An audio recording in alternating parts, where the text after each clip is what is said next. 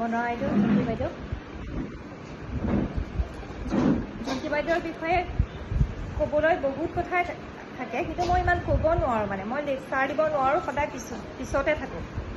আজি ভাবিছিলোঁ জুম্পী বাইদেউলে চিঠি এখনকে লিখি দিওঁ, চিঠি এখনেৰে দ্বাৰা প্ৰকাশ কৰোঁ।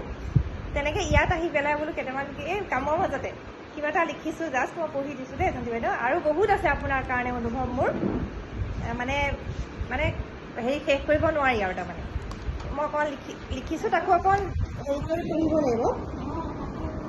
শ্ৰদ্ধাৰ তথাপি মৰমৰ জুম্পী বাইদেউ, জয় জয়তে আপোনাক এই স্মৰণীয় মুহূৰ্তত আন্তৰিক শুভকামনা যাচিছোঁ।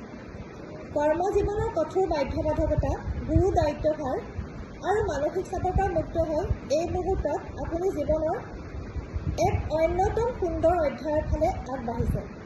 সীমাৰ পৰিধি ভাঙি নতুন পথেদি আপুনি স্বাধীনভাৱে আগবাঢ়ি যাওক, তাকে কামনা কৰিলোঁ।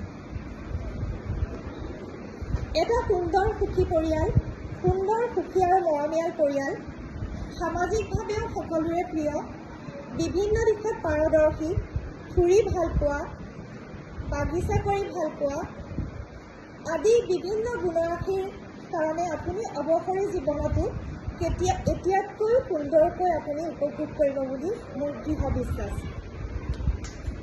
বিদ্যালয়খনত আপোনাৰ উপস্থিতিৰ অভাৱ পূৰাবলৈ, তথাপিতো এই বিদ্যালয়খনত আপোনাৰ উপস্থিতিৰ অভাৱ পূৰণ কৰিবলৈ বহুদিন লাগিব।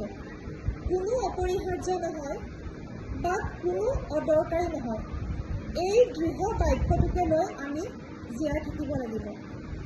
কোনো কথাতে ষ্ট্ৰেছ নোলোৱা, সকলো কথা পজিটিভকৈ চোৱা, সকলোকে যিমান পাৰি সহায় কৰা, সকলো কামতে উৎসাহী, যিকোনো সমস্যাৰ সমাধান উলিয়াব পৰা, আনৰ অহিত চিন্তা নকৰা আদি এই গুণবোৰৰ কথা আমি কেতিয়াও পাহৰিব নোৱাৰিম। বিশেষকৈ কঁকালৰ বিষ, তীব্ৰ কঁকালৰ বিষ আৰু ভৰিৰ বিষত জৰ্জৰিত হৈ সৰস্বতী পূজা, শংকৰদেৱৰ তিথি তথা বিশ্বকৰ্মা পূজাত 5টা বজালৈকে থকাৰ যি মানসিক শক্তি, আমি সেয়া কল্পনাই কৰিব নোৱাৰোঁ। আনে টানকৈ ক'লেও আমি বহুত উদাহৰণ দেখিছোঁ, আনে টানকৈ কথা ক'লেও আপুনি কেতিয়াও সেই কথাটো ধৰি নাৰাখিছিল। আৰু শেহতীয়াকৈ ক্লাছ 6ৰ এগৰাকী মূৰৰ স্কিনৰ ডিজিজত ভোগা ছোৱালীজনীৰ পৰিচৰ্যাৰ ক্ষেত্ৰত যি কাৰ্য কৰিলে, তাক আমি কেতিয়াও পাহৰিব নোৱাৰিম।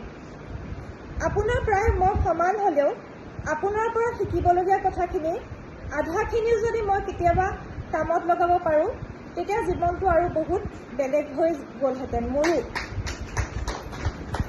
আপুনি যে অকণমান বস্তুকো সকলোকে ভগাই দিয়ে ইমান সুন্দৰকৈ, মই 10টা লাৰু ঘৰত থাকিলেও কেতিয়াবা নানো, কিহৰ কাৰণে কিজানি মোৰ দিব নোৱাৰিম। মোৰ তেনেকুৱা বহুত বস্তু থাকে ঘৰলৈ, কিন্তু এই কাকনো দিম তেনেকুৱাকৈ মই মানে ভাবোঁ।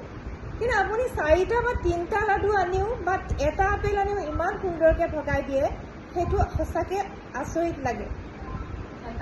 কষ্ট কৰাৰ যি মানসিকতা, সেয়া মই ইয়াত দেখা মহিলাসকলৰ ভিতৰত মই আপোনাৰ ক্ষেত্ৰত যিখিনি আছে, যি মানসিকতা মই অইনৰ ক্ষেত্ৰত মই দেখা নাই।